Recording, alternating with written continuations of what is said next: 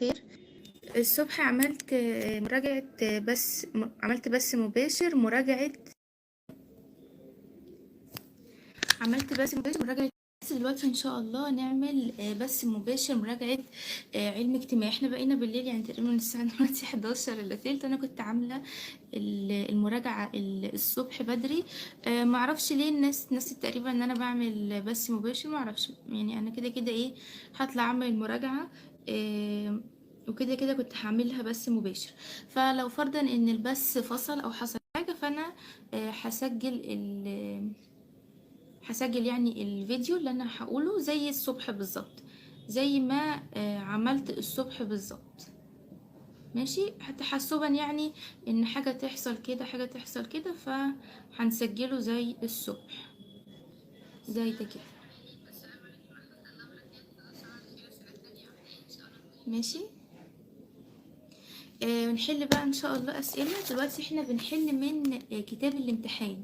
فكتاب الامتحان هتلاقي في الاخر في صفحه 235.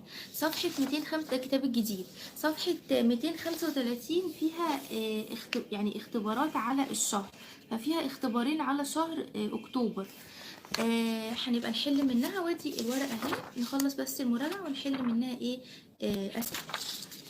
فعشان ما اطولش عليكي الوقت يلا بينا نبدأ. المنهج، الهدف. موضوع علم الاجتماع عند ابن خلدون دراسة الظواهر الاجتماعية. منهج الذي يسير عليه ابن خلدون في دراسة هذه الظواهر الاجتماعية 3، ودي مهمة. 1 منهج التأني، 2 منهج المقارنة، 3 منهج الملاحظة. منهج التأني ده يعني فهم الظواهر فهما عميقا. المقارنة بين ماضي الظاهرة وحاضرها، ده اللي بعد شوية هناخده فيه مناهج البحث، هيبقى منهج البحث التاريخي.